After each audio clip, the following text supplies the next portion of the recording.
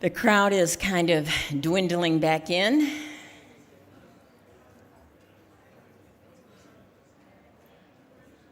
Okay, we at least have our 10 semifinalists here, so that's good news. That's good news. This afternoon, we have several things. As I've told you before, we'd like to thank Andres Bello for having hosted us, and we have asked a couple of the faculty to give you some inspiration about why they thought English was so important in the career that they chose, even though they're living in a Spanish-speaking country. Dr. Kevin Gerigk holds a PhD in linguistics from the Lancaster University. He's an assistant professor of English at the University Andres Bello.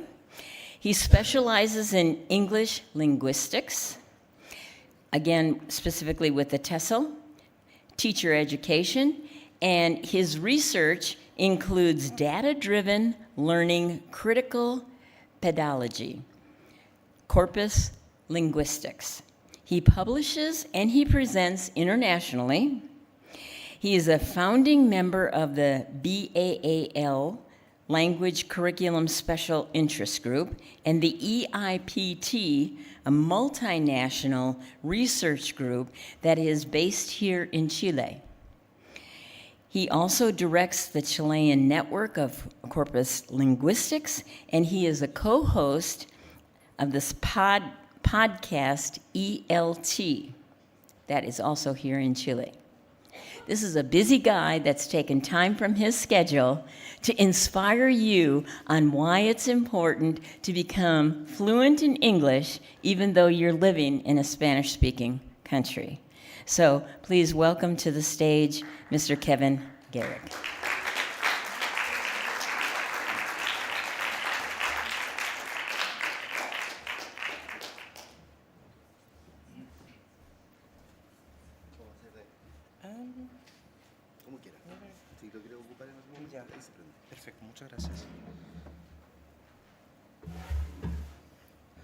Right, good afternoon. Good. Thank you very much for the introduction. That sounds a lot more pompous than it actually is. I'm just a guy with a lot of time and no hobbies, so that gives you a bit of wiggle room there. Right, welcome, thanks for having me. I'm basically going to talk about today about the English language around the world, specifically why English and who's English.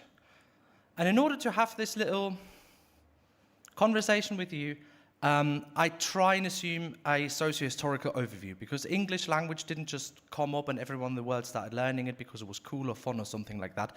There are some reasons throughout history that set the scene for English to get to the point where it is now. Now, let's go back. Well, before we start, let's not go back. Let's stop here for a second and reflect. Why is English relevant for you? And what makes English a global language? I give you perhaps, I don't know, a minute or so to just think about it. You don't need to speak up and share what you're thinking. So it's just for you to kind of start thinking about this, and then see throughout this talk whether you still agree with what you're thinking now in about 15 minutes' time.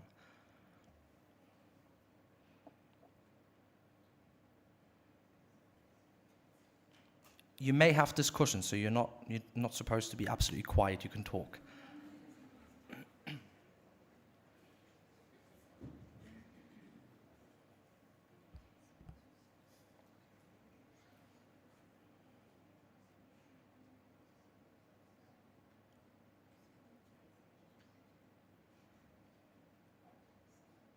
Right.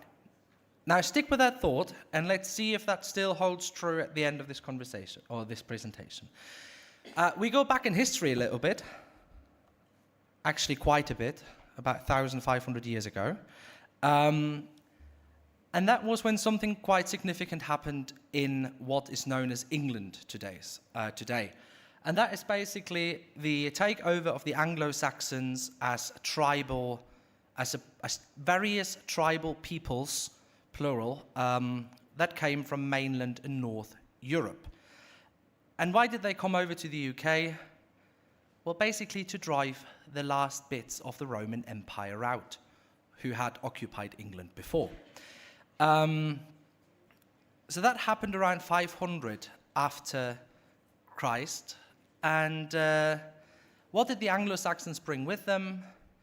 A lot of nice pottery, building styles. None of that actually exists today because it was very simple, so it just disappeared, got broken. But they brought something really important with relevance for us with them, and that was the dialect, the Germanic dialect of the Angles and the Saxons. And that already created quite a multilingual concept because we also had the Irish, we had the Welsh people, we had the Scottish people up there inhabiting those two little islands in the North Atlantic. And the languages they brought with them and that started mixing were of Germanic and Celtic origin. So Saxon, if you go back, the Saxon dialect could be pointed down as the origin of the English language. Now then we move forward a little bit, yet another bloody picture, bloody as in a lot of blood, and the French period in 1066 started a completely new age with the Battle of Hastings in actually 1066.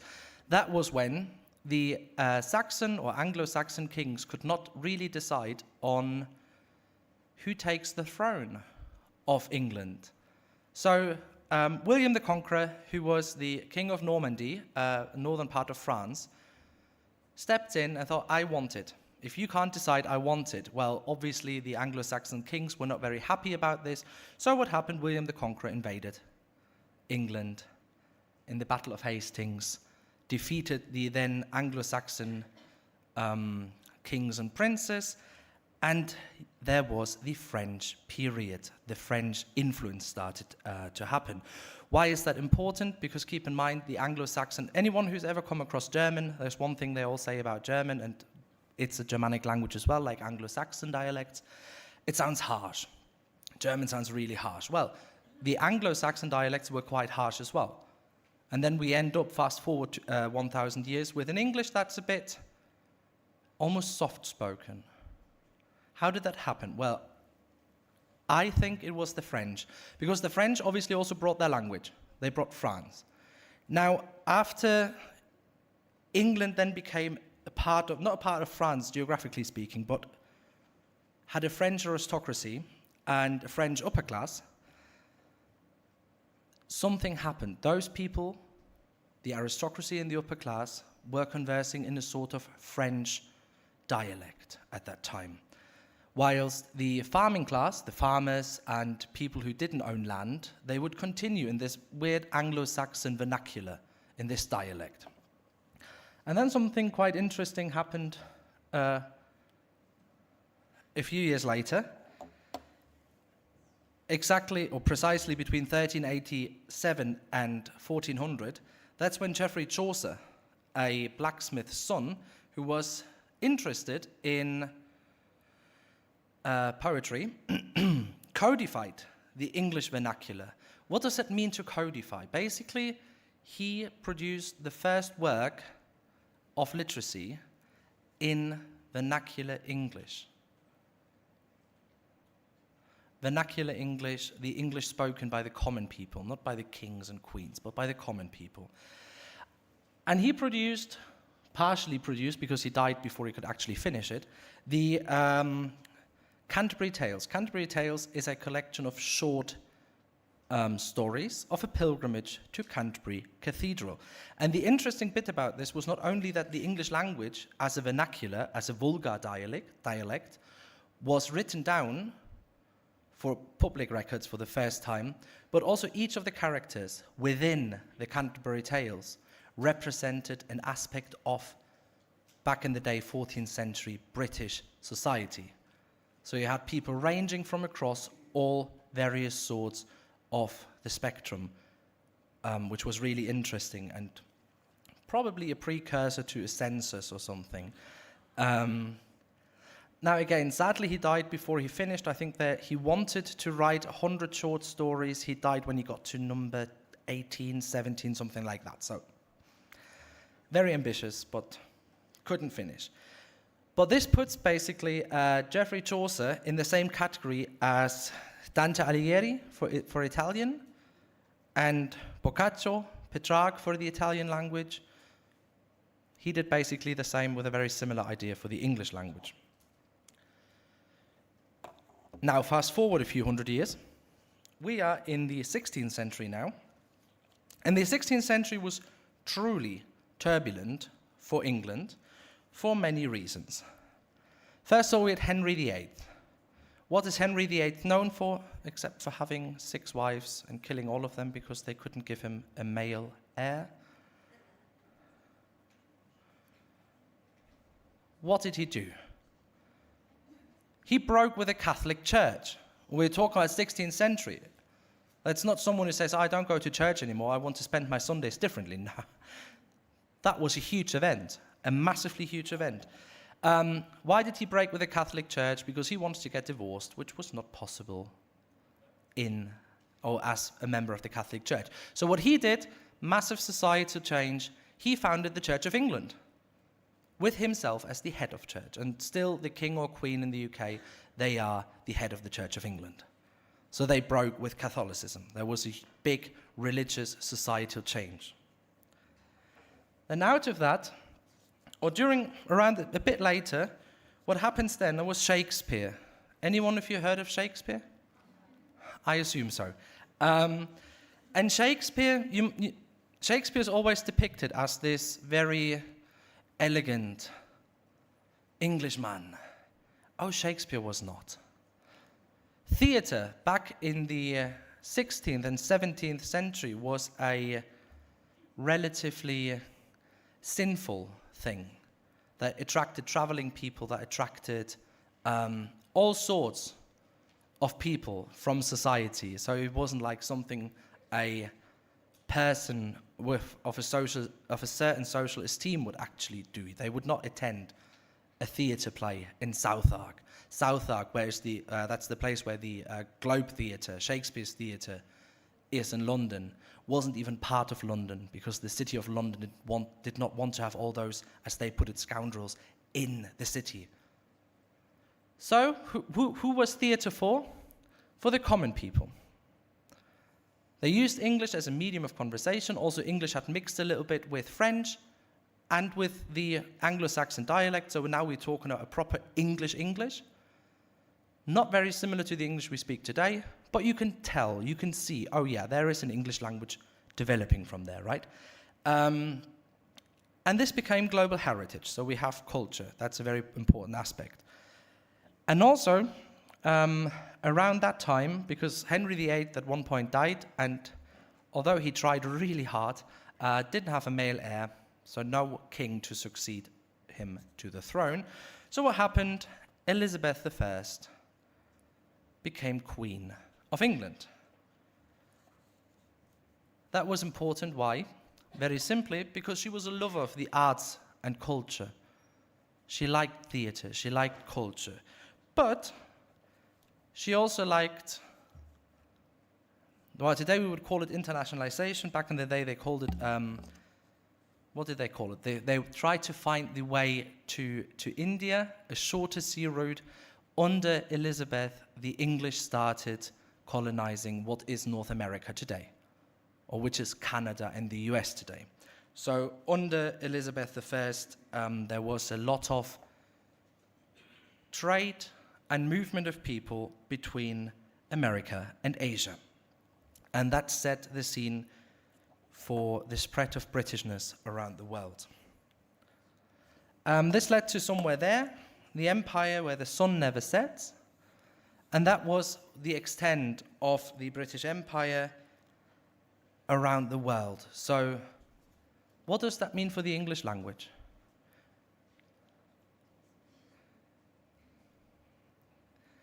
The English get there and they bring education. They bring customs, tradition. And what's all linked to tradition, customs, and so on? The language. So that was a massive move towards spreading the English language around the world as a byproduct of this situation back in the day. And also, something happened in the 1770s. The independence movement started. Well, the first one started with the USA becoming independent in 1776.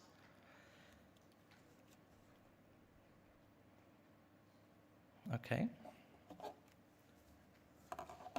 Fast forward about 200 years is when the Industrial Revolution started in England. And that again was a massive push towards using English as a medium for communication.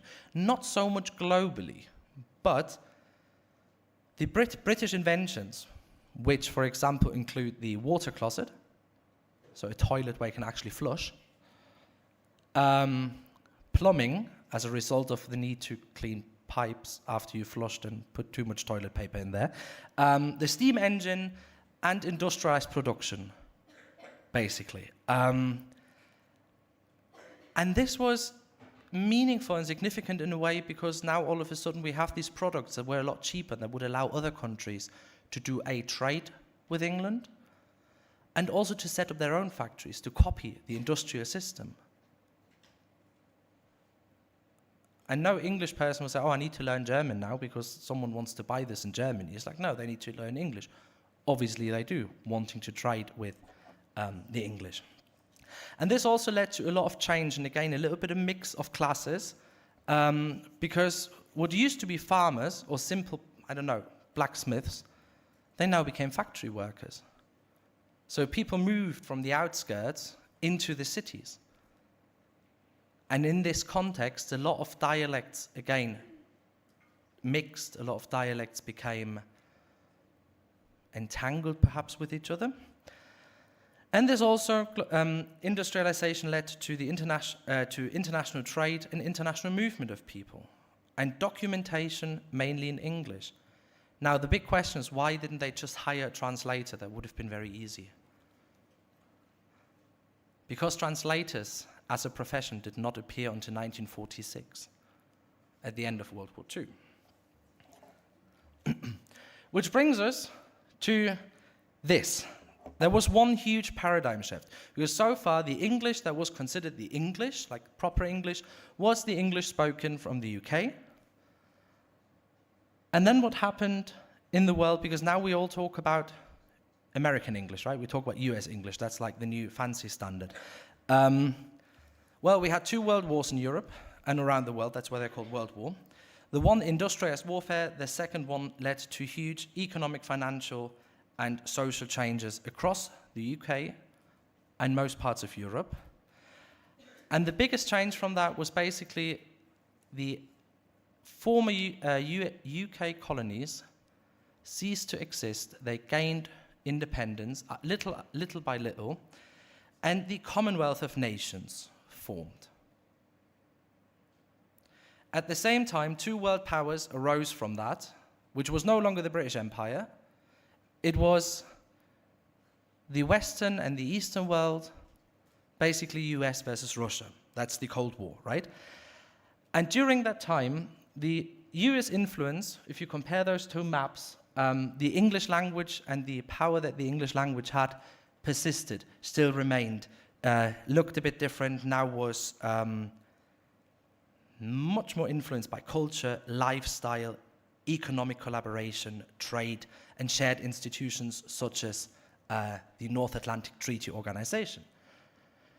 And that brings us to, relatively fast forward now, English in this very much interconnected world with the Commonwealth of Nations as a British heritage system, and the US trade partners and US influence through institutions and representation in the other countries, already shows us that a lot of work that has been done in English as a common language. And these institutions, some of them I put here, it's United Nations, IELTS, and the British Council as a huge language proficiency test, and cultural ambassador for the UK is represented. The European Union speaks English as a working language, the International Olympic Committee, and Even the Association of Southeast Asian Nations has English as their lingua franca. And of course, on the International Space Station, people talk English. Okay, so what that shows us is English is a truly international language. Whether you're part of a panel, whether you're part even of a monolingual context, English has been assumed by a lot of organizations, government bodies, and so on, as their lingua franca. If you want to speak with a colleague or with a friend in India, or in Singapore, or in China, what would you do? You try to have this conversation in English, unless you know Punjabi, or unless you know Mandarin Chinese. Now, why? It can't just all be because of the spread of British people. English also, from a linguistic perspective, holds another few advantages. English is represented a lot in culture. Hollywood, for example, social media. Where's Meta from? Where's Instagram from? So there's a stronghold, which also reflects in linguistics. And it is relatively, well, you may disagree with me, but it is relatively easy to learn. English is. In terms of compared to other languages, I would argue it is easier to learn, or you can make progress faster learning English than learning Mandarin Chinese or Japanese. Why is that? Because it has elements from Latin, it has elements from Germanic languages. So if you already speak, and you're speakers of Spanish, most of you, there's a Latin-based language, so there may be some structures that you may recognize. Okay?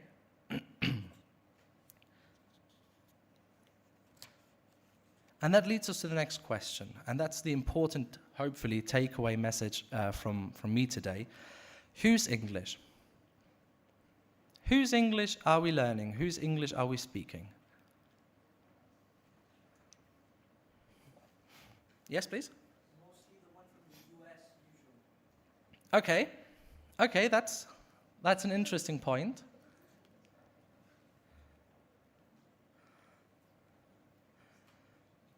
What is this? You may or may not have come across this, but there used to be this relatively, it's old by now, but idea of English speakers being categorized into three circles. The inner circle as the norm-providing circle, and this would be countries like the UK, the US, Australia, because that's where the English language comes from, right? The outer circle would be norm-developing. There would be ex-colonial, now Commonwealth countries such as India, Singapore, because they also do speak English, and some of them only speak English. There's people who, like there's Indian people who only speak English, because they grew up in an English-speaking household, went to an English-speaking school. They don't speak Punjabi, for example. So they're norm-providing, they can add. And then there's the expanding circle, and that's where it gets interesting, because it says, according to Kakru, that's the person who came up with this, they are norm-dependent. Which means you don't get to say a word what English is. You learn it, you reproduce it, and we give you the standard, right? Which is a bit problematic. Why is that problematic? Because this is what the word looks like these days. We have, and I'm not sure if you can see the pictures, we have 350 to 380 million native speakers of English. Those native speakers are inner and outer circle, norm-providing and norm-defining speakers. And then we've got 480 of outer circle, sorry, that was a wrong number, 450 outer circle, and these are Commonwealth countries which have English as a second language or an administrative language. And this altogether, I'm not very good at maths, but it should be around 800 million, compared against 1.5 billion speakers of English as a foreign language. And that's quite interesting. When it comes to norm providing, a language always grows organically, dynamically. A language is influenced. Words like kangaroo or hammock, they come from Australia. So they're not like English terms. Like going back to 500 after Christ, they didn't know about kangaroos, obviously.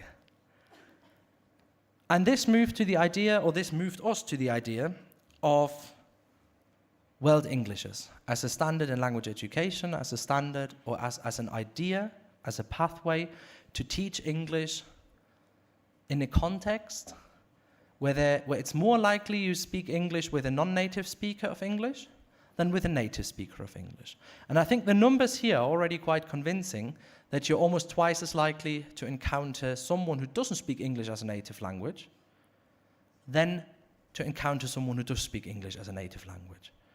And this leads us to this very beautiful and also last picture that I have for you.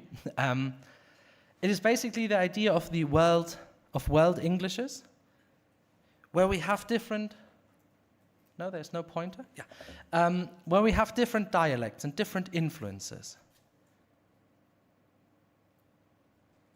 Okay. Where we have the standard Englishes, like standard Englishes as in the established, always been there almost types of English, the American standard, the British and Irish standard. But you've also got Commonwealth standards, you also got non-necessarily Commonwealth-related standards, for example, the Caribbean Standard English, which would be Jamaican English, Barbados, Trinidad, and so on. So basically, the concept of World Englishes recognizes not only that there's a plurality, that your English is not correct because you speak with a British accent or a US American accent, but it's correct because you can actually communicate effectively in that language, regardless of your accent or whether you spell customize with a Z or with an S. That doesn't really matter in this concept. It's all about communication. And this also, I think, allows a lot or recognizes a lot the multicultural history that the English language had to become the English language that we have today and that we study today and that we speak today. Okay? Well, thank you very much. That was it. Do think about it for a second. If what your answers to the very first question, I did not think this through. There's a lot of clicking now. Please bear with me. If these questions have changed a little bit, if they're still the same, both is fine. And hopefully this was interesting to listen to for 20 minutes. Thank you very much.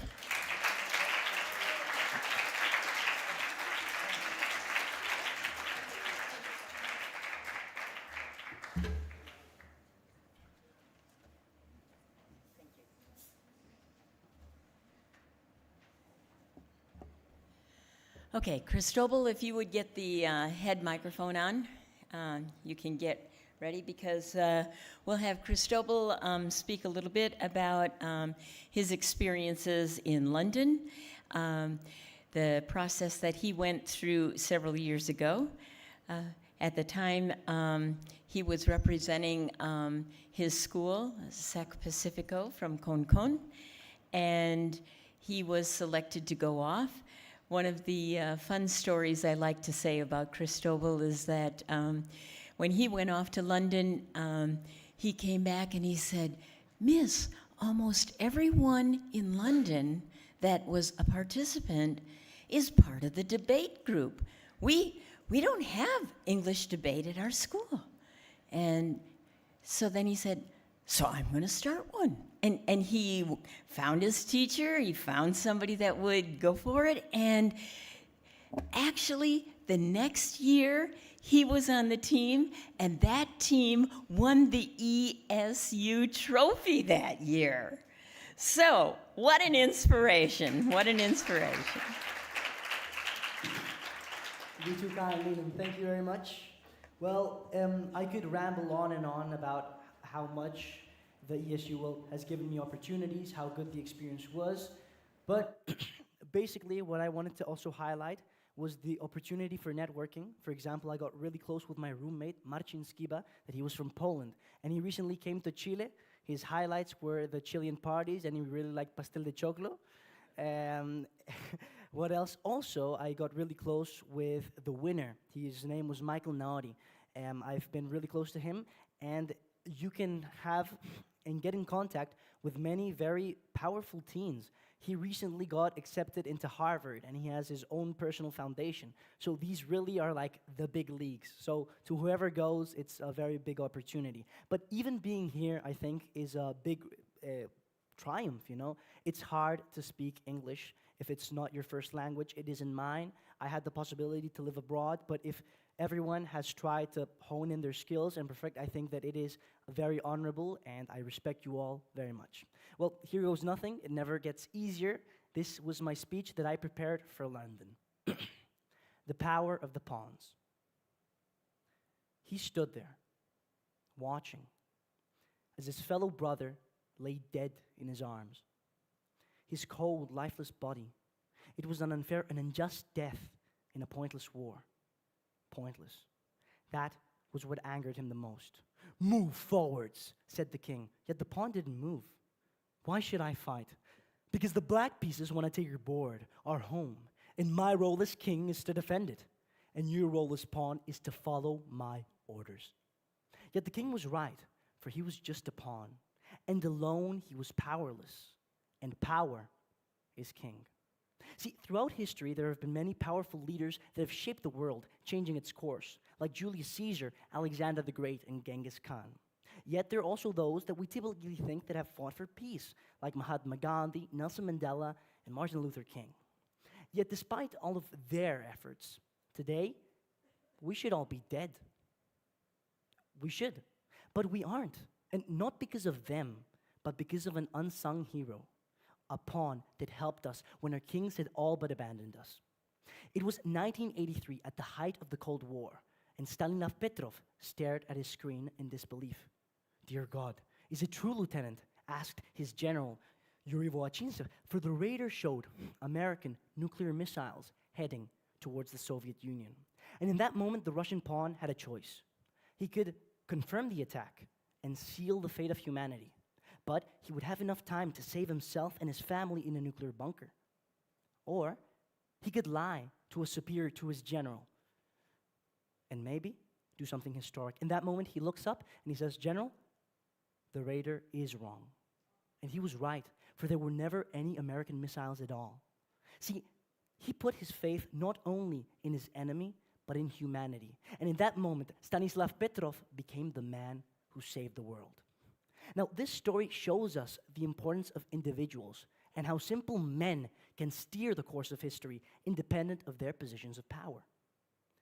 Notice how I said men. Had you noticed that until now? Usually, when we speak about important leaders of history, we speak about men because our Western society historically has been patriarchal. But not all women have always stayed quiet, for Betty Friedan was not. See, she was an academic, a scholar in the conservative America of the 1950s. And she saw how American housewives struggled with feelings of emptiness and lack of purpose. They were confined to their homes doing domestic duties. So she went against the status quo. She made a study that would later be published in her book, The Feminine Mystique, which would be so controversial that it would spark the second wave of feminism across the US and then across the whole world. Now, Betty shows us the importance of community and how by banding together, one can change simple oppressive systems. But now, what happens if these oppressive systems aren't that simple? They're complex and they use repression. They don't let us use our freedom of speech. What are we to do? In 1973, in my home country of Chile, the government was overthrown by a military coup, placing Augusto Pinochet as dictator. He ruled with an iron fist and instilled fear in Chileans' hearts. He even planned a yes or no election to legitimize his rule, knowing that he was most certainly going to win. Or so he thought, for Eugenio Garcia, the No campaign's creative director, would stand in his way. Believe it or not, I actually spoke with him. Yes, he actually granted me an interview, and he told me his first-hand account. What really surprised me was he told me that he didn't plan to defeat Pinochet, but to reconcile Chile with peace and joy. And to do this, he planned a jingle called Chile, la alegría ya viene, or Chile, happiness is coming. And with this jingle, he managed to be so influential that he freed Chileans from the chains of fear. And in 1988, Garcia's no option would win, with 56% of the votes. The memory of Chileans celebrating in the streets and hugging the policemen that they once feared would be instilled in his mind forever. And even if he didn't realize it in that moment, Eugenio Garcia would make Chile the only country to ever topple a dictatorship through peaceful and democratic means. Now, why do I tell you these stories? Well, because these stories represent the three key aspects that a good leader needs to have: courage, community, and persuasion. But there is a common thread among these three, and that's hope. See, Wojciech had hope in humanity's judgment, Betty Friedan had hope in social change, and Eugenio Garcia had hope in peace as driving force for good. Hope that peace and freedom can change the world, and that humanity is not lost but can improve is the only way that we will be able to make the world a better place. And in that moment, the pawn looked back at his king, and he realized what he had been missing all along. He called to his fellow pawns, and he said, "Brothers, don't you realize that the kings, we don't need them. They need us." And it clicked, and all the pawns drew down their weapons, and a war beyond the world glimmered.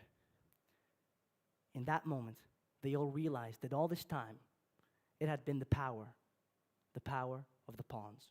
Thank you very much.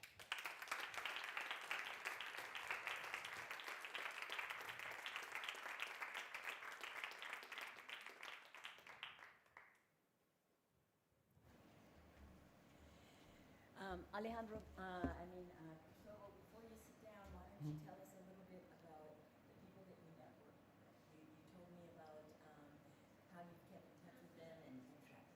Oh, yes. I think it's important to know the networking. Of course, yes. Well, something that I almost skipped, I thought that I had less time, but I'd be happy to tell you guys a little bit about it, was that when I went to London, I made these friends, and I had the chance to go and visit them again. I went first to Spain to visit some friends, but then I went to Poland to actually visit Marcin first. And I told him, "Oh, you have to come to Chile." Then later he came. And well, we went through different cities, and then we went to Paris. We met up with the winner, Michael Naori, and it was us three, and we also got in contact with her friend that was Kalina, that she was from Serbia, and we all met up in Paris. And I think that the community is still very active. From time to time, we greet each other for our birthdays, and we still keep in touch. And also, Michael had an organization.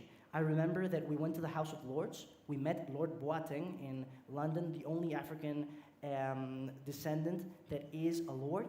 And Michael Naori comes up to him and he says, "Well, I had this non-profit organization for teens that was called, well, it had this name, that was called Step in STEM. And later I was able to participate in that, and I got lots of skills that I would have never gotten if not for this experience. So I really think that whoever manages to go to London, really keep that drive that has brought all of you here, because really it is a very, very good and important opportunity, and it has given me the confidence to speak and to be able to go out there as I do today. So yes, I really want to thank the ESU too. Very good.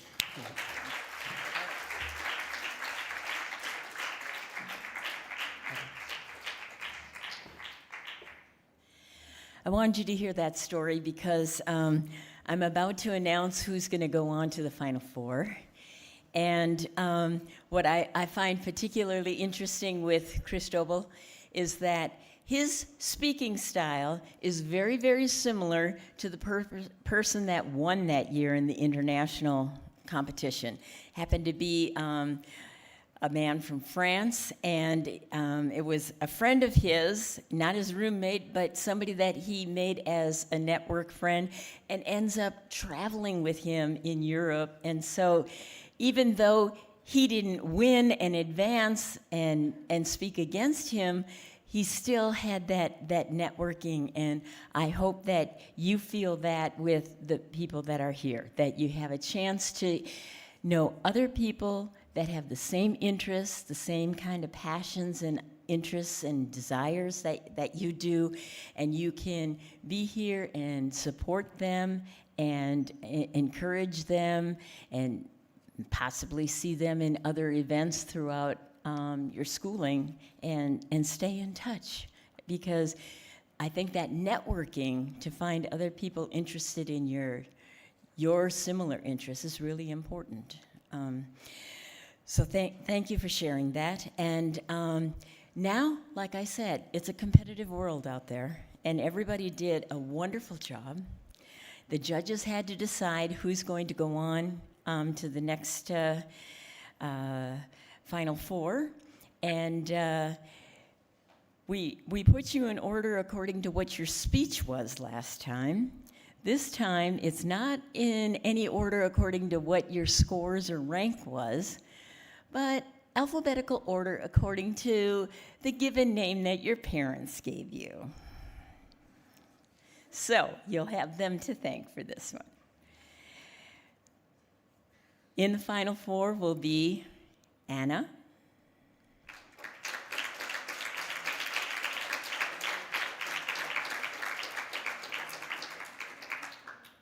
Emilio,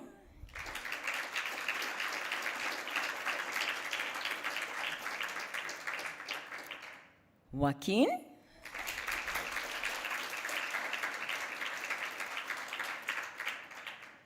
and Maria Cristina.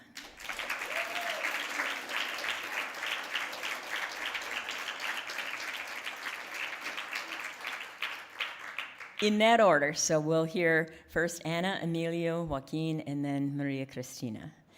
So, Anna, you can get ready to get the headset on and get ready for your speech.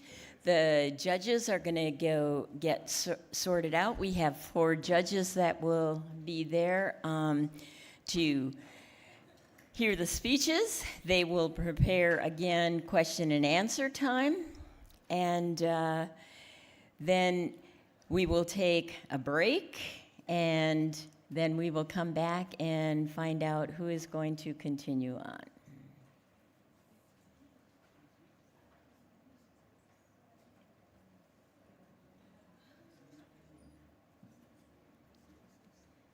It balances for the 3. Okay.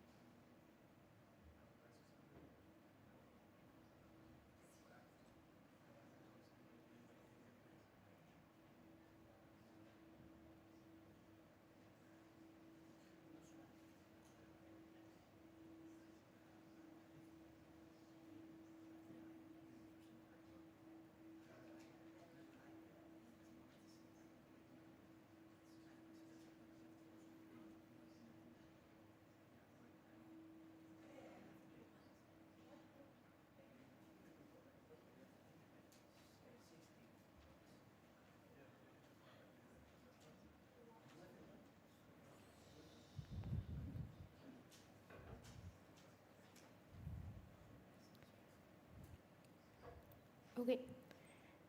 The name, should I start with? Yeah. Hi. Okay.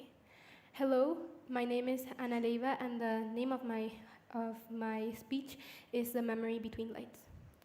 Spring twilight, not day anymore, not quite night. It is a moment, a threshold between what is beginning and what is ending. And in that light, we're given a simple image. A flame lighting another flame. A candle touching another candle and lighting it. At first, nothing dramatic happens. No explosion, no sudden light. Just one flame touching another. And yet something extraordinary occurs, because the first flame does not grow dim. Nothing is lost. The light simply continues. Which is why I believe this haiku is not really talking about candles. It is talking about continuity, more specifically, the transfer of memory. You see, human beings do not live only through their own experiences. We live through inherited memory, stories, traditions, unique ways of seeing the world, hopes that existed long before we arrived. Just like a candle lighting another candle, memory moves from one person to another. And it is this transmission that allows societies to survive. The historian Yuval Noah Harari argues that human societies do not begin from zero each generation. They grow by transmitting and accumulating knowledge through time. In other words, every generation receives a flame already lit. And this is where the haiku becomes more complex. Because the light of the candle is not automatic. Candles do not light themselves. Someone must choose to pass on that flame, and today that choice is becoming less certain. You see, we live in a world filled with information, yet increasingly disconnected from memory. We skim, we scroll, we switch tabs before ideas even settle into our memory. And the danger here is not that we forget facts. The danger is that we forget meaning. And when the transmission of memory is lost, the chain of light breaks. And we see this in the loss of languages. UNESCO says that around 40% of the world languages are at risk of disappearing. 40%. And when a language disappears, not only the words are lost, stories, traditions, ways of seeing the world disappear with it. In other words, this chain breaks. And this loss happens not only through neglect, but through disagreement. Some argue that we should move forward without the weight of memory, that memory is something painful, that in order to move forward, in order to progress, we should forget. And yes, there is some truth to this. History can be misused. Traditions can resist change. Memory can preserve injustice, but forgetting completely is almost impossible. True healing comes from remembering while not holding on to that pain. The philosopher Hannah Arendt said that in order for something new to begin, something has to be preserved. Without continuity, change loses direction. And this brings me back to spring twilight. Twilight is not fully dark, yet not fully bright. It is a moment of uncertainty, much like our present. We live between transitions, between generations, and in this transitional moment, the transmission of memory is most important. Because the truth is, none of us begin in darkness. We begin in borrowed light. Everything we see comes from somebody else's flame. Everything. And one day, whether we realize it or not, we become the ones holding that candle. And the question here is not whether we will share, whether we will pass on that light. The question is, what kind of light will we share? Will it be knowledge? Uncertainty? Or will we let the flame fade in distraction and silence? The haiku does not give us any instructions, but it does give us a moment, a light lighting another candle. And perhaps that is enough, because it reminds us that continuity does not depend on grand gestures. It depends on small acts of transmission. A memory learned, a memory remembered, a lesson shared. So when I read this haiku, I no longer see two candles. I see a chain of light spreading across generations, one generation illuminating the next, one candle lighting another. Thank you.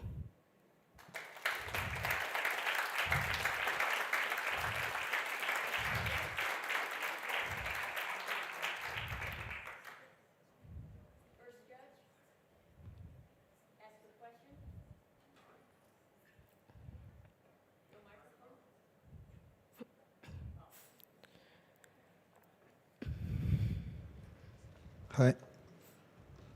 May I start? Of course. I would like to ask a question. Who would you like to pass your candle on to keep it shining?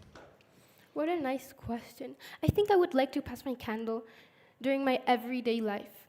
Because, as I said in my speech, it is not explicit how this candle is shared. It just shows us two candles. And to me, this suggests that this transmission of light comes from everyday life. When I share a story to my friend, when my dad shares me a lesson. So I would like to do the same. I would like to pass on my knowledge during my everyday life to my friends, to my family, to my peers, to the people I'm speaking with. That's who I want to pass on that memory. And it is my choice what knowledge I will pass on.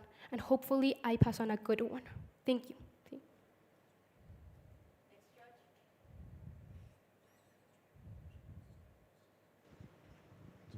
Hi, Anna. Thanks for your speech. Can you give us an example of somebody who has passed on light to you? Somebody from your close circle, maybe, that you feel has influenced you? Yes. I would say that my parents have passed on light to me. And I'll explain how. Every lesson I learned, whether that is taking risks, whether that is standing here in this stage right now, talking to all of you, those lessons come from my parents, which are in the crowd, who are currently in the crowd. So I think that is the most important lessons I've learned. I think that is the most important light that I have been shared, to be able to take risks. 10 years ago, I didn't speak. I was the most quiet girl in the class, until one day my dad told me, Anita, every time you speak, you always illuminate. And so I decided to join a debate team on middle school. I decided to speak up. I was known as a shy girl. Now I am known as a good speaker in my school. I present in assemblies. I'm in the debate team. I think that's the most important lesson that I have been taught. Because if it weren't for that, I wouldn't be standing here right now. Thank you. Thanks, Anna.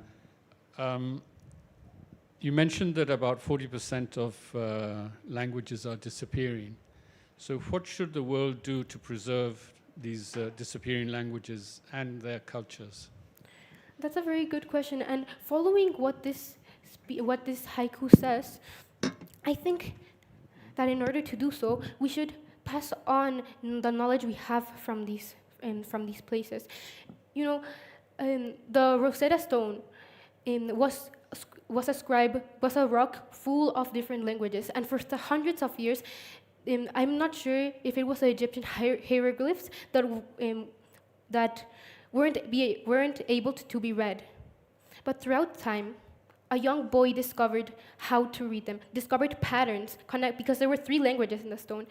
He discovered patterns and realized, oh, these images are trying to say this. And so now we understand Egyptian hieroglyphs. I think that something similar could happen.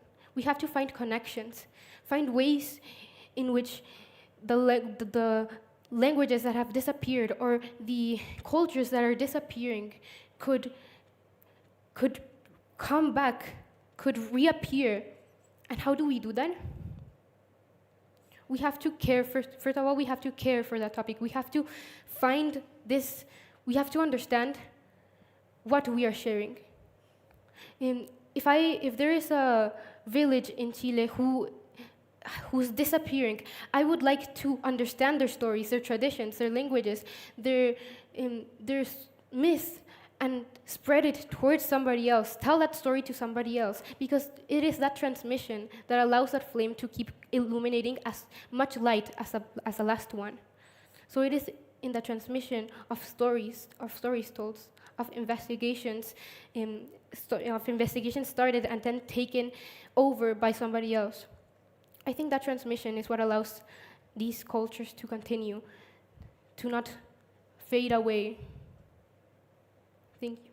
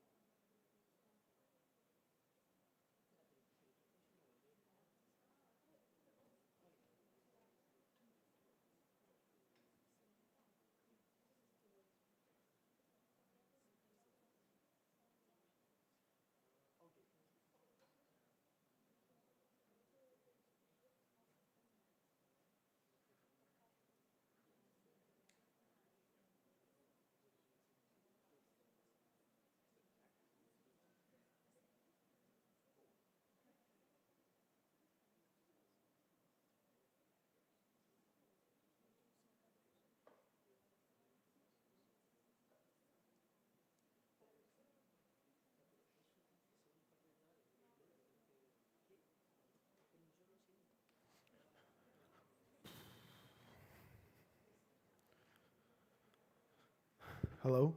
Oh, works. Okay.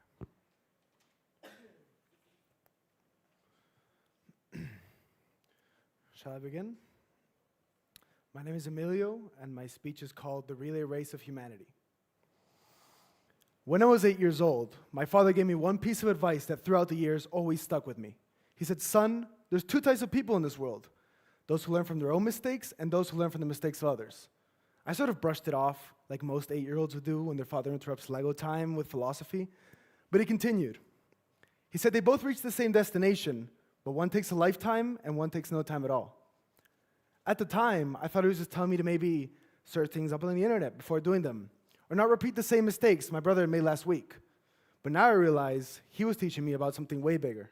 He was teaching me about candles. The light of a candle is transferred to another, spring twilight. This haiku captures, in just 3 lines, what might be humanity's entire purpose. One candle lights another. The flame passes forward. It shows us how throughout history, civilizations and empires may fall, just like a candle exhausts its wax. But all empires burn with a flame of passion, a passion so strong it gets passed down from generation to generation. Today I want to convince you that it's our duty to become ignited with a flame from the past and refine it for the future. Empires aren't just falling down like dominoes, it's a relay race. Each civilization grabs the flame from the past, refines it, perfects it, and gives it on to the future. We're not watching history repeat itself, we're watching it evolve into something more pure and more true. And the evidence is everywhere if you know where to look. Starting with the most striking piece of evidence, the fact that throughout history, almost every society has independently created their own religious beliefs. The Egyptians searched for the sun god Ra. The Mayans studied the stars and the cosmos. And halfway across the world, the Greeks told tales and legends of gods. Dr. Arnor Zayin says that over 95% of documented societies have created their own spiritual beliefs. Now, one might hear this information and say, well, clearly, if everyone just makes up their own gods and beliefs, it's a crutch. It's a coping mechanism us humans use to deal with our own fears. But I think that logic is exactly backwards. I think that the fact that almost every society has independently created their own religious beliefs must mean it's part of being a human itself. The evidence of the higher truth is in the innate search for it that we all have. And if every civilization is merely a candle being lit by its predecessor, then the original flame that we all aspire to become must be this higher truth. And here's what matters. This flame evolves. In Athens, 500 BC, citizens could vote for the first time. Revolutionary but flawed, since only actually 1 out of 7 people could actually vote. There was no women, no slaves, and no foreigners. But this pattern of a candle being lit was created and is measurable. Dr. Anna Luhrmann's Democracy Report for 2024 says that the share of the people living in democracy in the world grew from 1% in the 1800s to 45% today. Dr. Paul Cartledge says that Athenian democracy was revolutionary precisely because it was imperfect. It was a template for us to build on.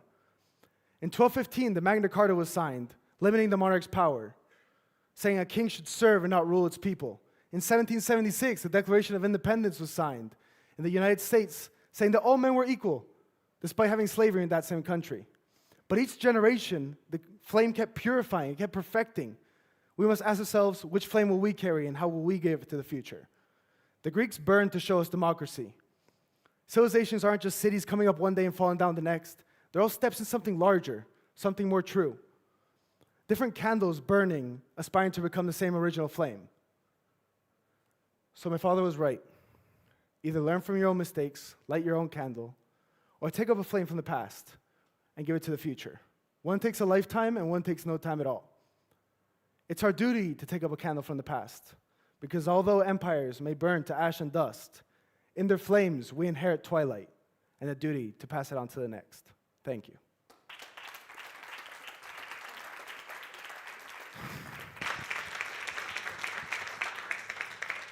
Emilia, thank you very much. Tell me, to what extent do you think new generations could be aware of what had happened so that they do not make the same mistakes or worse mistakes that would had happened in humanity? Great question. I kind of actually wanted to dwell on that a bit, so thanks for the question. What I'm proposing is kind of a exercise of logic where I propose that human ideals are kind of an evolutionary process. So as you mentioned, in evolution, the gene can survive and stay going, but there's always a risk of a mutation. Just like in humans, we can learn from our past mistake, but there's always a risk of someone taking the same mistake, making the same leap in the same way that was catastrophic in the past. So, although we can learn from the past mistakes, it's not always a guarantee. Humans are pretty stubborn.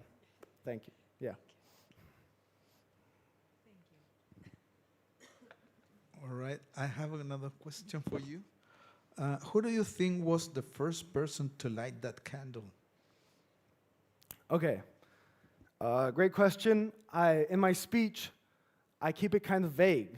I say higher truth, I say belief systems, because I think it's in the eyes, as you could say, of every person individually.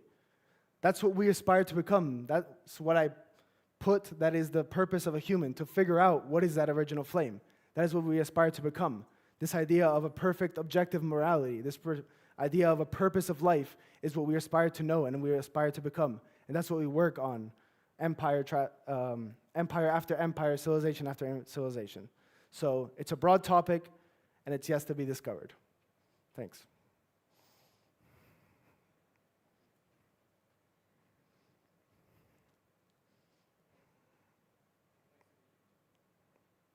Thanks, Emilio. It's a short question, but does each age actually improve on their predecessors? And why? Good question. I think it does, but there's always, like I said, just like in evolution, there's a risk of going backwards. Just like in evolution, if one subscribes to the idea of an evolution as the creation of the universe, okay, we came from apes, and each time we're getting better and better, but every generation still has its own consequences that the rest had. We can't climb trees, and monkeys can.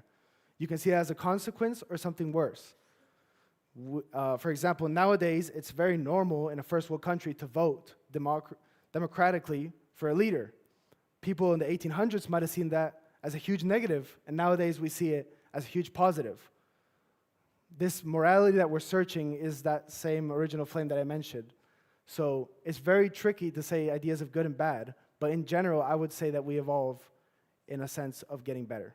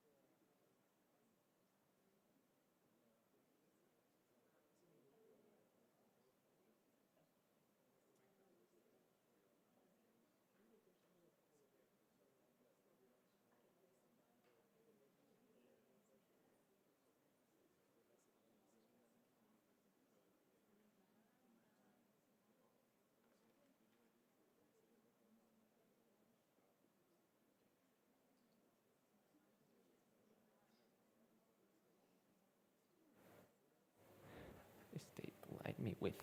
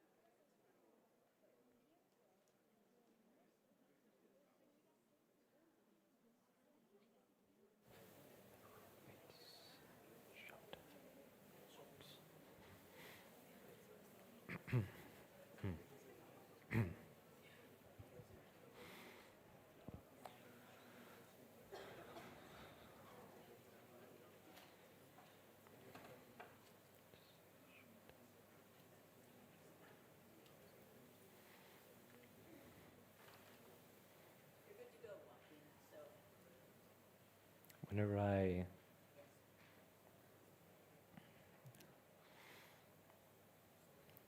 In 19... Sorry, I messed up. Sorry. My name is Joaquín, and I'll be presenting to you Lotus Springs Resort and Casino. In 1976, a man owned 10% of a small company called Apple. 12 days later, he sold his share for $800, not because he was incompetent, but because he was afraid of debt, of failure, of the unknown. Today, that same 10% would be worth over $200 billion. His name was Ronald Wayne. And Mr. Wayne didn't lose that future because he lacked intelligence, but because he feared change. And we all fear change. By the end of the year, I'll be graduating, and I will be choosing my future, something that scares me. We must understand that even though we can be terrified of it, to learn to live is to embrace change. Now, some may argue that avoiding change keeps us safe, and they're not entirely wrong. Change is risky, but staying the same is risky as well. Many centuries ago, the Roman Emperor Marcus Aurelius faced a devastating epidemic, the Antonine Plague. He didn't understand it, yet he chose to act, holding the empire together and saving lives in the middle of chaos. And we've seen this before. During the COVID-19 emergency, delays in action, even when driven by caution, allowed the virus to spread faster. According to Dr. Mary T. Bassett from the Harvard University, 40% of the deaths in the USA could have been avoided with a faster response. Now, I know these are extreme examples, but what this shows us is a universal truth. Staying the same isn't consequence-free. So, what do we usually do when change overwhelms us? We stay where we are, a place where we can escape change and call it safety. I have named that place. It is within our minds, and it's called the Lotus Springs Resort and Casino. It is filled to the brim with lotus flowers that grow on still water. And when the guests eat them, they forget their worries, but don't be fooled by it. It appears as a comfortable trap that promises to free us from our freedom. Wait, freedom, you might be asking. Don't we want freedom? The truth is, we don't. Erich Fromm, a German psychologist, stated that people are afraid of change because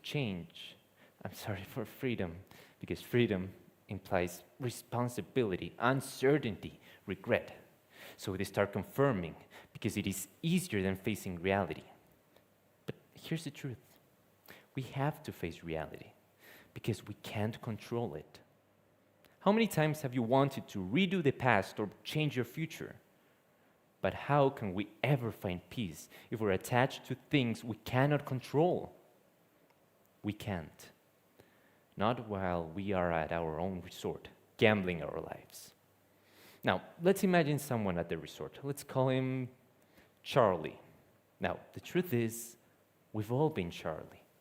Choosing what to study, letting go of someone we care, choosing whether to stay the same or change. Now, Charlie walks into a bar filled with scented candles. The bartender over there knows everyone there is struggling. So he grabs a lit candle and an unlit one and says something I want you to remember. Imagine you're the flame in this candle. Staying in your wax feels safe, but if you remain too long, your shelter melts and comfort turns into quiet pain. Moving forward to the next candle, it's hard, it's uncertain, it's uncomfortable, but it's how you grow. From candle to candle, that's how you become who you truly are. Change is our natural state. Even if we aren't changing on the outside, we're constantly doing it on the inside. We are afraid of change because we know what we are leaving behind, but we need to imagine what we could achieve. Every morning, ask yourselves, what gifts, what surprises can this day delight me with? We can stop the fear. After all, as William Henley once said, you're the masters of your own fate, captains of your souls, or as I like to call them, your flames. You can decide what to hold, a lotus flower or a candle. Which one are you holding? Please take a look around you. Are you truly present in this very room or in your own resort, trapped? There is no shame if you are. You just got to take a leap of faith, and who knows? Something extraordinary might be waiting. We're all humans, so tell me, what are you waiting for to start being alive? Thank you.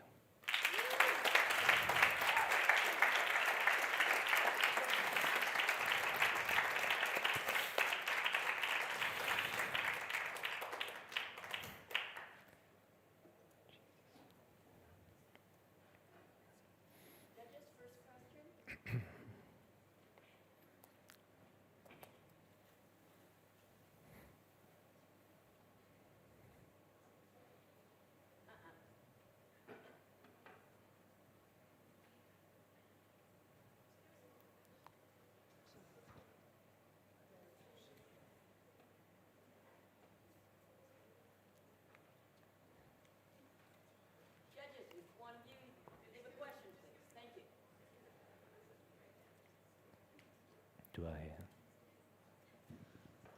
Thanks, Joaquín. You talk about fear and the fear of change. You also mentioned that you're now about to graduate.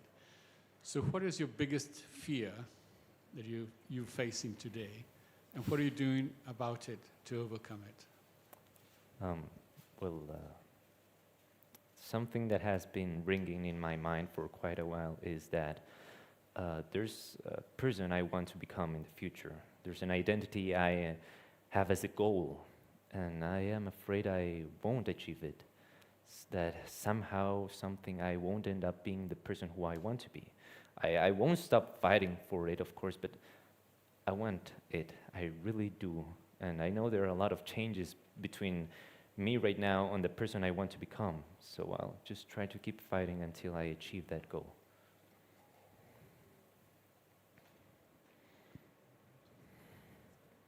And I would like to ask a question. What are the responsibilities of being free? Well, for example, we humans, even though we think we want it, we don't want freedom.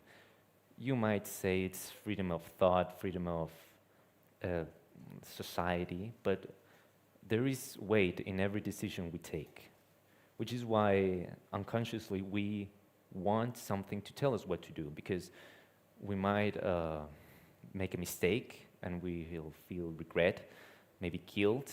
We won't feel certain about doing things. We need, even if we don't know it, we need something to tell us what to do, always. Even if it's a father, even if it's a religion, even if it's anything, we want it. So there's a lot of consequences of being free. Thank you. Hi, Joaquín, thank you. You talk about the importance of change. What about the importance of, or how does that balance with the importance of stability and consistency and perseverance? That's a good question. I believe everything, it isn't, we know it's not black and white in life. There is a balance between knowing where to stay, where to improve, where we feel okay. Because what I'm talking about is that there is sometimes we feel afraid of moving on. Even the fact of improving, we could be afraid of it because of mistakes. The same fact of being alive implies risks. So it's important as well to find the stability with friends, with family, with people we love and we care, that accompany us throughout the journey that's life. There's studies say that 4 out of 10 people are afraid of change. And they also say that when there's people we care about that accompany us on the journey, we feel abysmally better.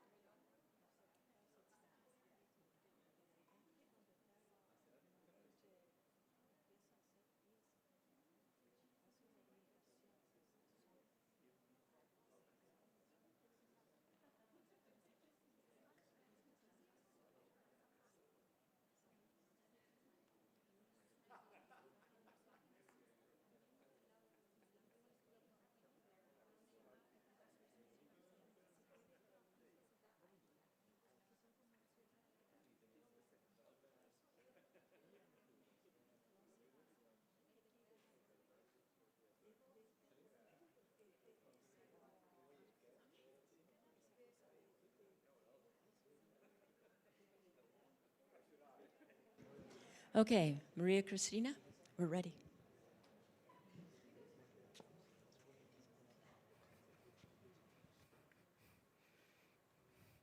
Can I start? Good afternoon. My name is María Cristina, and today I'm presenting That Light Within You. Jin, Jian, Azadi, a young Iranian girl whispers in the mirror, not daring to say it aloud for fear of retaliation. Jin, Jian, Azadi, woman, life, freedom. These seemingly simple words carry a strong desire for liberty and represent a movement with fearless leaders. This phrase has been chanted incessantly by the Iranian women leading the fight for their rights since September 2022, when Gina Mahsa Amini was beaten to death by the morality police for violating the strict dress code. Mahsa was the spark, the fire that lit the flame of revolution. When I encountered these exemplary women during my research, I was awed. They demonstrated how a whole community can gather for the sake of change, inspired only by one act of bravery. A fire inside me was lit. For those women made me wonder, can we eventually become leaders too? I suddenly realized all of us can, no matter who we are. We just need another flame to ignite us. It is my belief that leadership should be shared, transferred, and taught. And I hold to the idea that anyone can be a guiding light. The human rights movement in the Middle East is an excellent example of leadership being shared. But what could sharing leadership truly mean?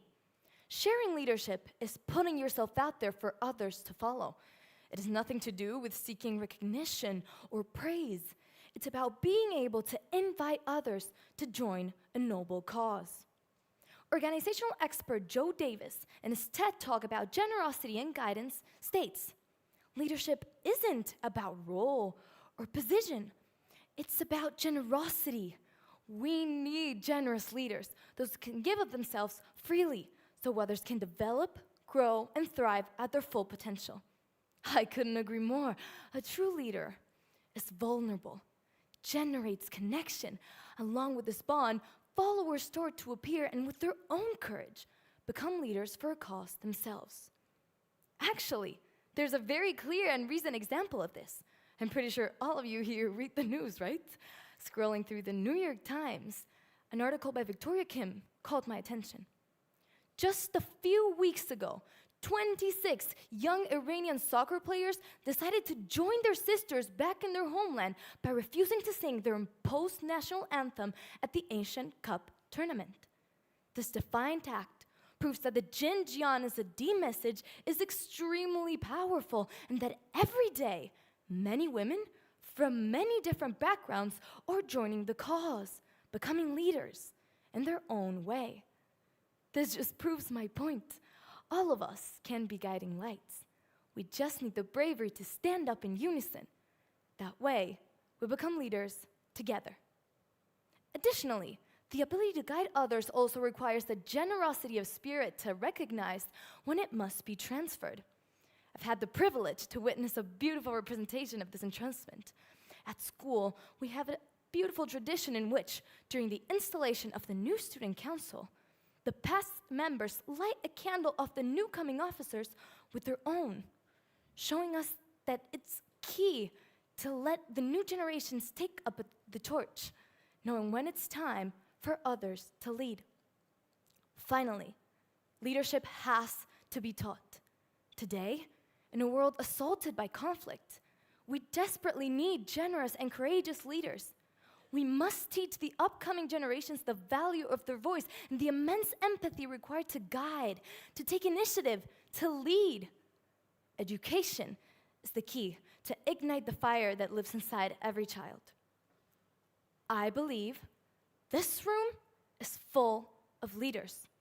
I am aware that not everyone aspires to lead, though let me tell you, I believe you capable of sharing, transferring brightness, and most of all, of teaching others.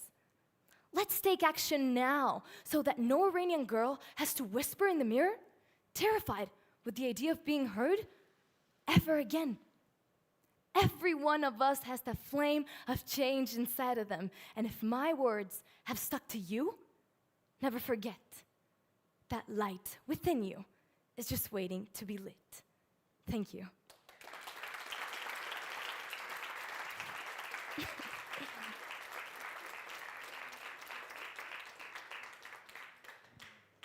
Thank you, Maria Cristina. How can you sense the correlation between all those causes of women freedom with the speed of real changes for them?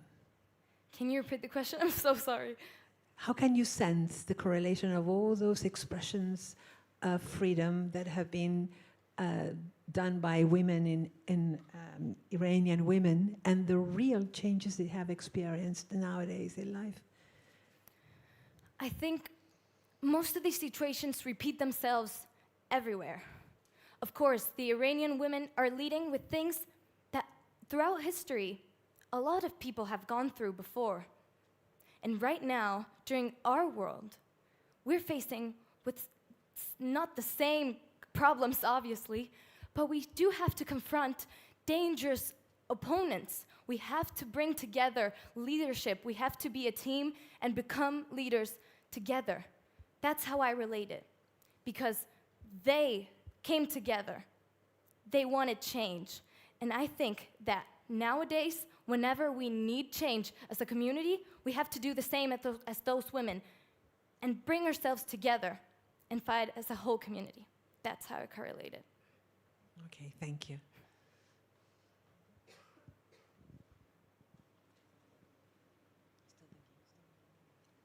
May I ask a question? Of course. You stated that a true leader is vulnerable, right? Isn't that a sign of weakness? I don't think so. Actually, vulnerability is a way to show your followers, or your teammates, as I prefer to call it, empathy. It's showing them that one is equal to them, and that way, being all the same and being a whole team that can grow together. Actually, another part of the TED Talk I talked about from Joe Davis states an example. There was a boss that every time he didn't know what to say, when there was a problem, he left the room. And that was like his custom. He used to do that all the time. But one day, he decided to stay in the room and say, I don't know. I don't know the solution to this problem. And suddenly, with that shownness, I don't know how to say it, of vulnerability, a demonstration of vulnerability, ideas started to burst. It sparked inspiration. And that's why I think vulnerability isn't a weakness at all. It's like the opposite. That's it.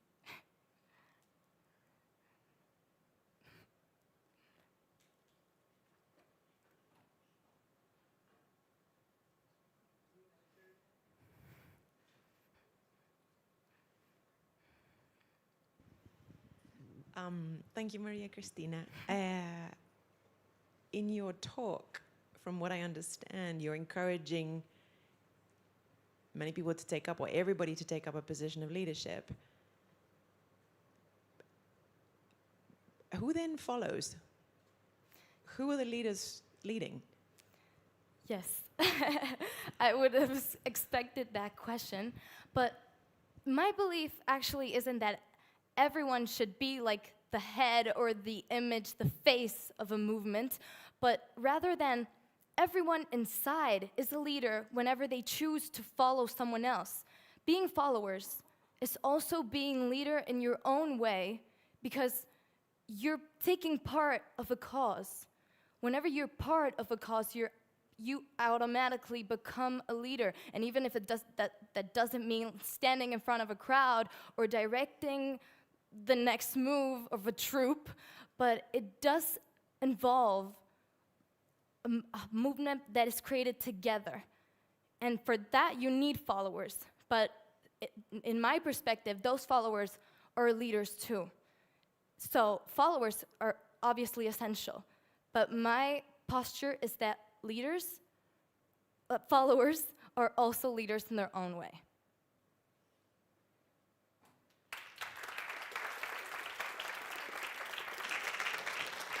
Okay. Well done, well done. If you're following our schedule at all, you'll know that we're running a bit behind schedule. We did have some technical problems with the computer. It was freezing up on us, and we had to switch computers. And so technology is our friend and our enemy. We count on it, and just when we're counting on it, it bites us in the back. So, but we were able to get that sorted out. We will take a 15-minute break. So if you look at your clocks, according to mine, it should be like 4:05 that we come back in here. We'll have a break at the same place that we did this morning. So watch your timing so that you can come back. Participants, if you'd sit in the front again, we will first have certificates that we give to everybody, and then we'll have people sit down and we'll announce accordingly for the final four. So watch your timing and help monitor each other so that we can get back here by 4:05. And it's going to be difficult for the judges to decide, but they're going to have to make the decision so that we can make that announcement, okay? So thank you for your time, and go and have a little bit of beverage and treats that they have set out for us. Make sure the guy knows that you need the headset, that he's not gone off somewhere. There he is, right there, I think. No? Isn't it the guy in the green shirt? No? No, okay. Okay. Did he come in?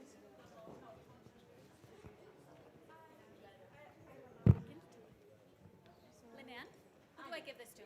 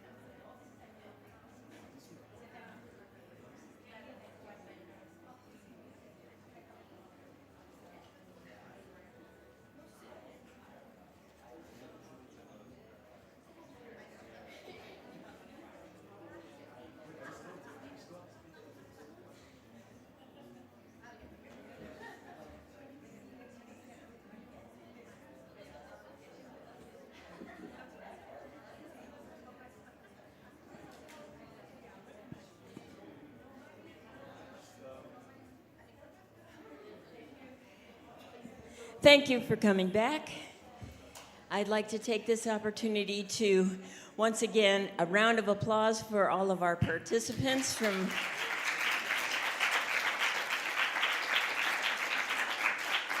I was quite pleased to hear the sportsmanship in how they were supporting each other and giving suggestions and saying, oh, I really liked when you said something, or they gave each other encouragement on different parts of their speeches. And I think it's really important to know that you're all part of the team and you all earned your spot to be here. So thank you very much. And I'd like, at this point, to call up Elisa Poblete. She is our winner from last year. And as I said, the trophy has been in her school case all year long. And whoever wins this year, we will, of course, add the nameplates. We've been doing this for so long that you can see we have already filled it up. So we're ready to put another step on here so we can start adding. And so whoever wins this year is going to be the first one on the new step. So that'll be good. So then you'll be right up in the front underneath ESU. So that'll be great.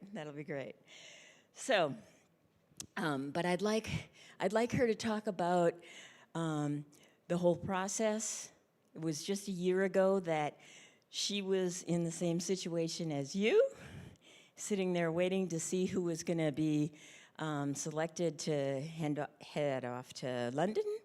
And she can tell us a little bit about her preparation, her time in London, people that she met and networked, as well as doing one of the speeches that she did. Because it's like learning to ride a bike. Once you know how to do it, you get back on and you can do it. People have done their speeches that they did a year ago, 3 years ago. I asked Gaston to do his speech for us, and he was the winner in 2011. And so they can still rattle it off when they need to. So, Alicia, if you're ready, come to the stage and tell us a little bit about your experiences. Hello. Oh, I can hear myself a lot. That is a little bit scary. So, before I start speaking, now it's okay? Okay. Before I start speaking, I just want to say that I have a terrible headache. So, I don't know if that is this is my best work ever. But I think I want to start by talking with my English journey.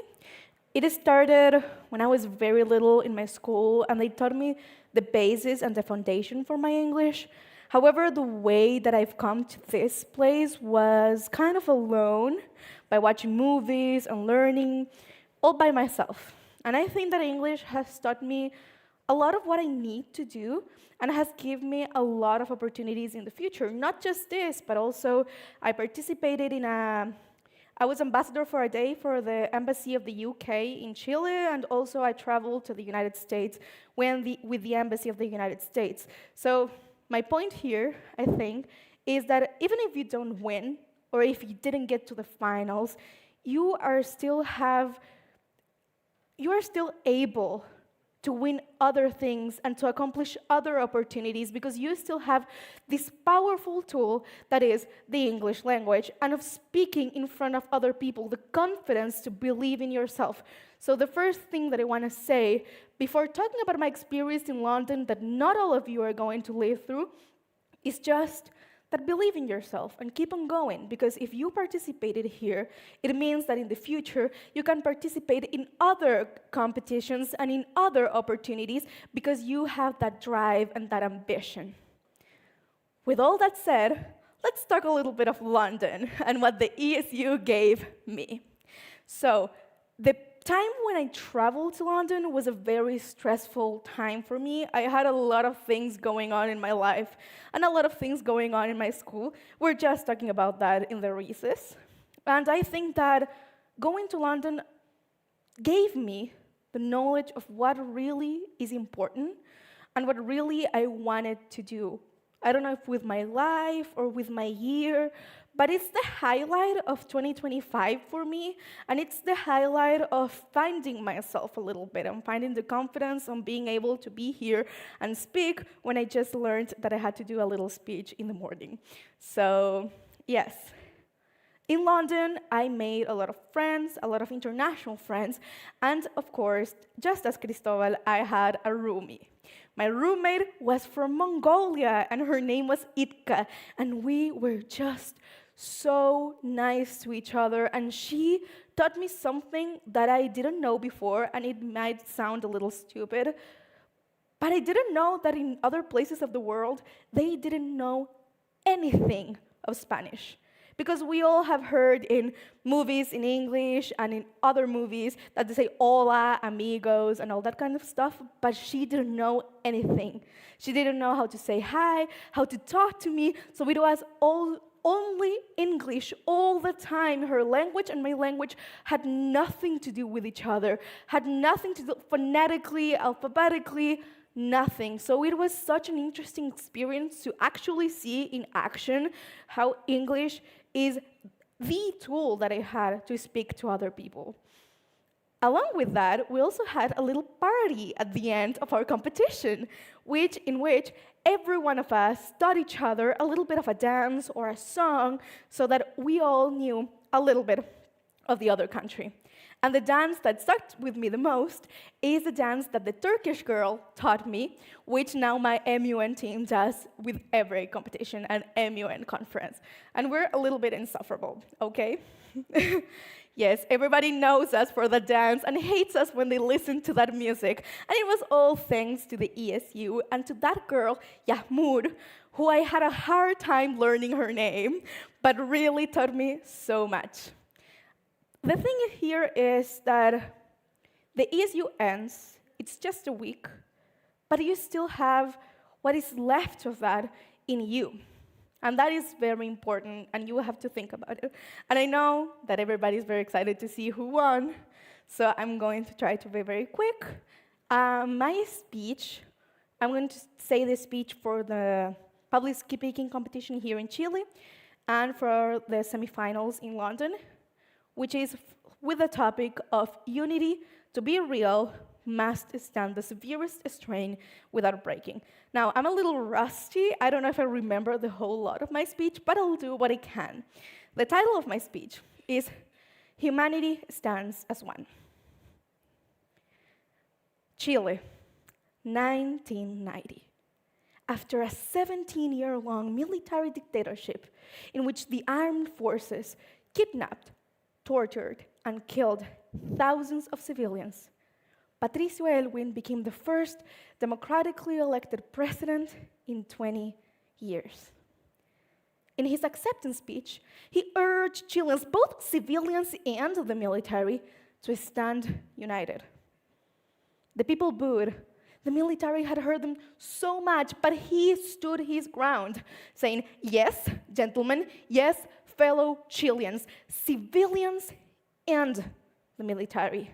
Chile stands as one. On that day, 36 years ago, among that crowd, there was my dad, who, by the way, told me this story.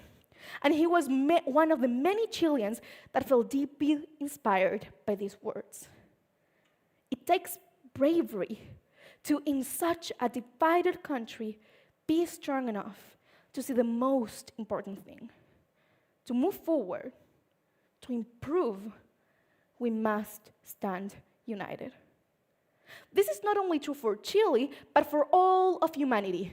The unity that mankind has, although young, has already accomplished so much, and it should continue to do so.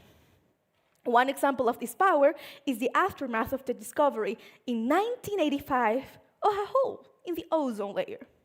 We understood that man-made chemicals had hurt what was there to protect us from UV light from the sun, potentially increasing the risk for the population to develop cancer. And so, we stood together to find a solution. For this, the UN created the Montreal Protocol, which regulated the creation and the consumption of these substances. Israel, the United States, China, Canada, Russia, North Korea, all 197 states have signed and obliged by it. United. And has this never seen before unity been good? Yes. In March 2025, the MIT study titled Fingerprinting the Recovery of the Antarctic Ozone showed that the changes of the Montreal Protocol had been successful and that the ozone is healing. And yet, despite all of this, our effort, our power, our triumphs, humanity's unity is being threatened. Hate is getting stronger and polarization is growing.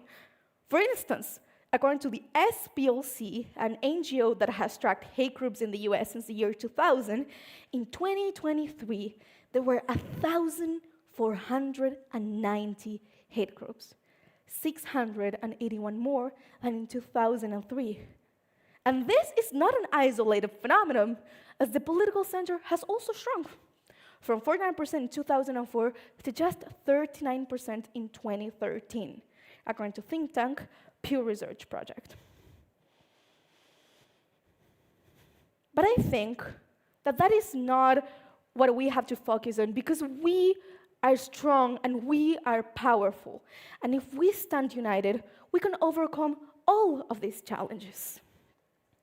However, to understand the strength of our unity, we must first learn that it lays not in being the same, but in moving forward thanks to our differences. We have to learn that we cannot just be one personality and have just one quality. That diversity is what makes us move forward. Diversity is what makes us build a better future.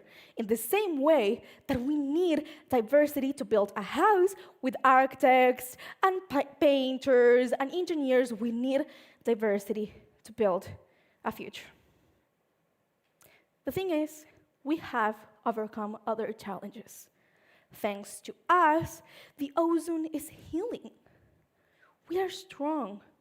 We are powerful. And if we were able to accomplish all of that, I think we can take the next step to really unite, because humanity, comprehension, empathy are more powerful than any threat. You, me, a friend, a stranger, we are capable of coming together and find real unity. Ladies and gentlemen, it's time to stand together. It is time to be strong. It is time to prove that everything we have achieved has worked, that we have understood that Russians and Ukrainians, Christians and liberals, conservatives and liberals, civilians and the military, humanity stands as one.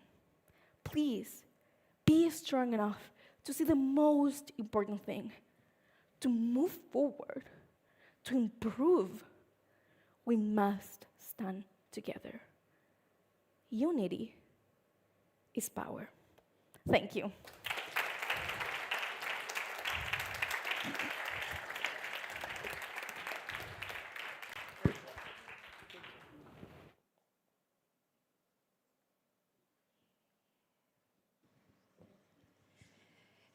Okay, so at this point, I believe that Alejandro is going to go to the podium, and we will first give out their certificates so that each of you can have a certificate of having made it to the semifinals.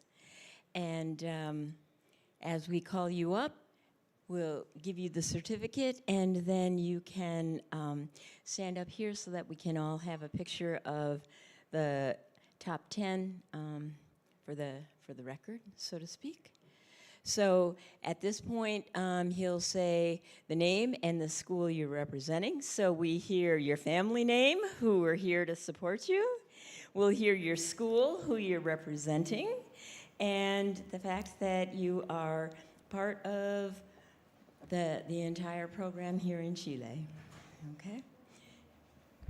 Hello. Emilio Alruiz Meyer from Dunalastair, Las Condes.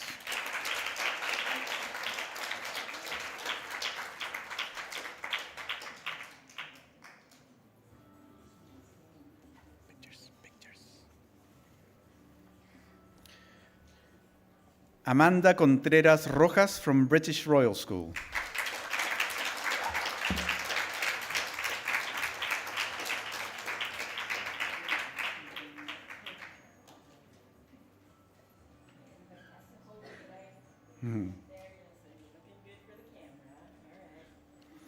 María Cristina Ferrando Silva from Villa María Academy.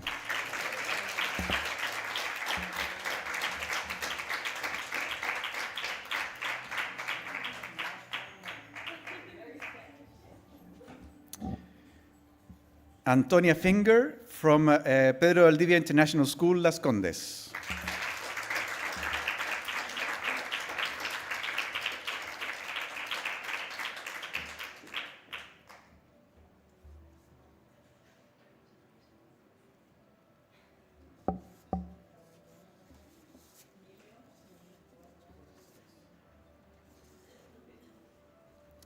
Ana Leiva from the International School Nido de Águilas.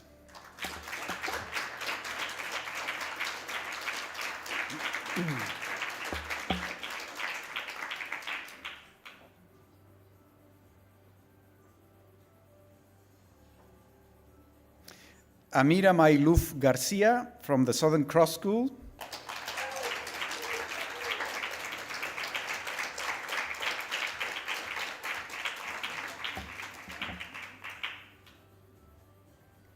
Agustina Miranda Trentini from Santiago College.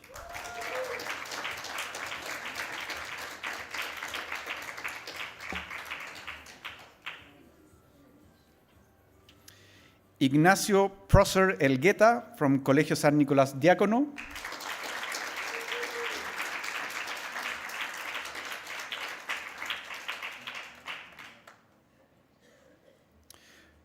Joaquín Mateo Saldaña, Cisternas from the International School La Serena.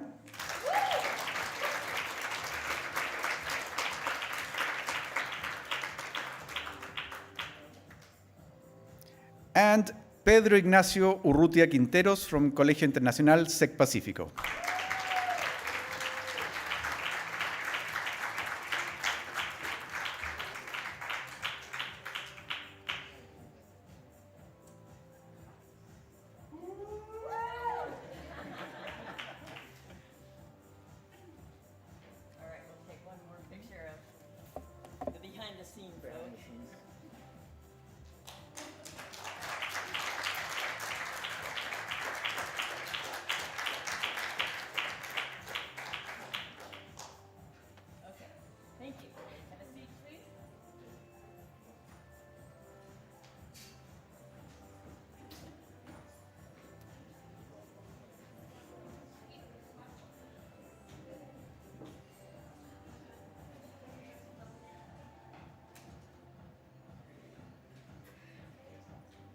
Cristóbal, Elisa.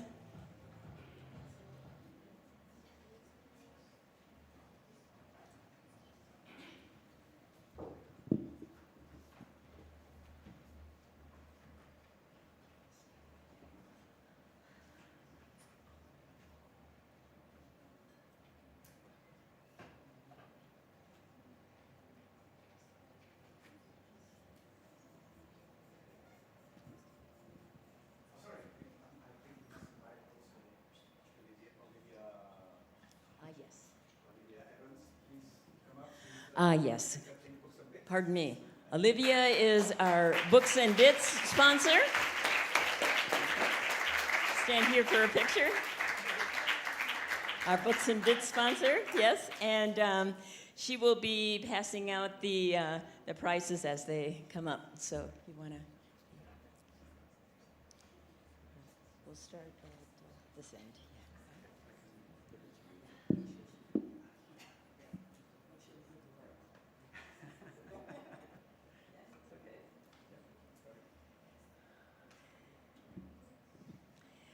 Honorable mention, Congratulations goes to Anna.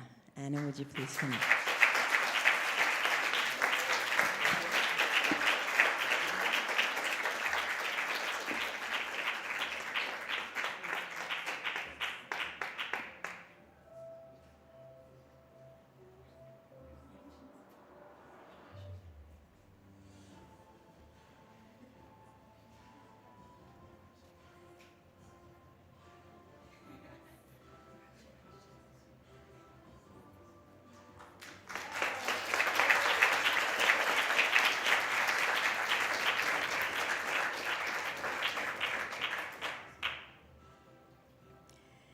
Bronze, the third place, goes to Emilio.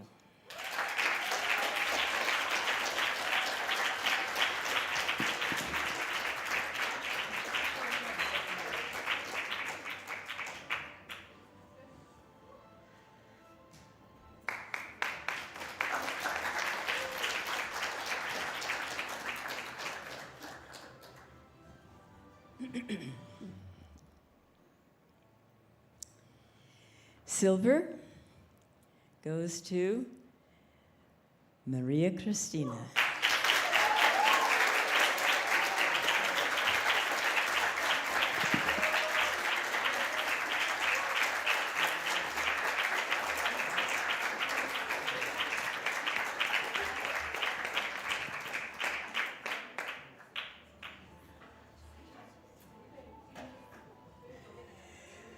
Which means the gold, first place, on his way to represent us in London, Joaquín.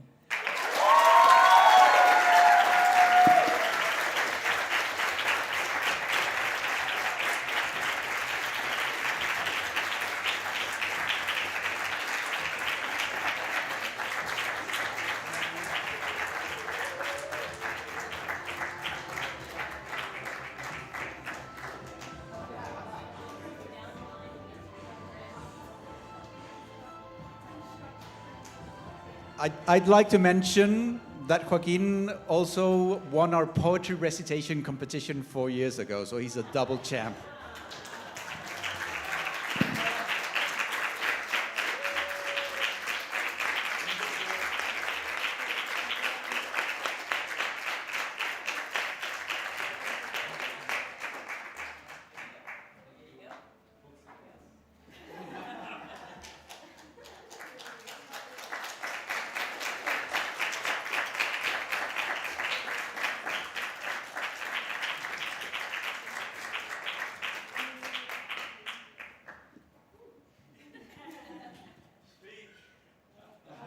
Speech. 407 years ago, our fathers brought forth on this continent a new nation conceived in liberty and dedicated to the proposition that all are created equal. Do you have anything to say to that? I'd like to thank the Academy for this award.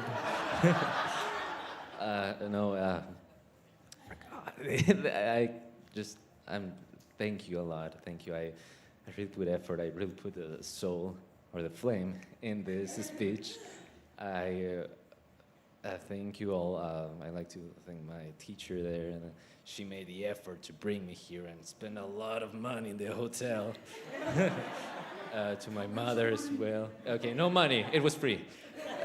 To my mother, my father, my family, and to everyone here, it has been a wonderful experience, and I've grown fond of every and each single one of the people here and my mates.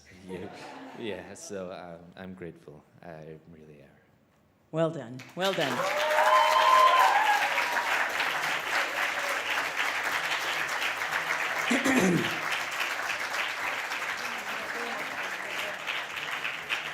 We're so excited because a little anecdotal.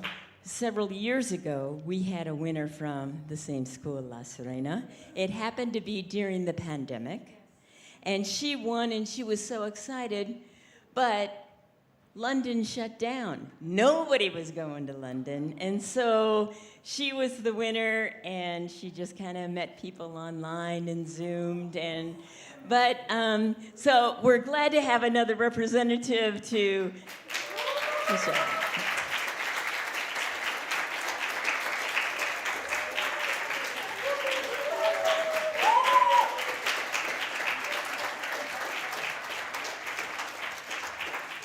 Okay, so you can talk to everybody else. You can come up for photo sessions until they kick us out.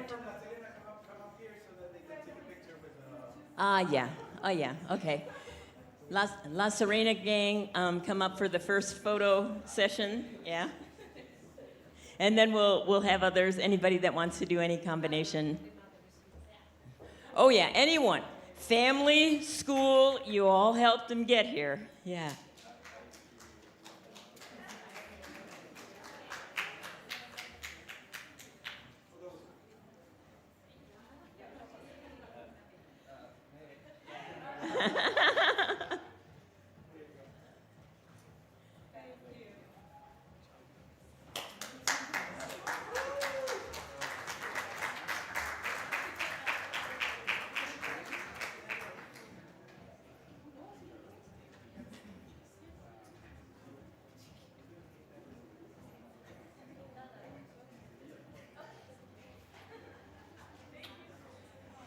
Okay, thank you. And everybody else, feel free to come up and post some pictures before you go.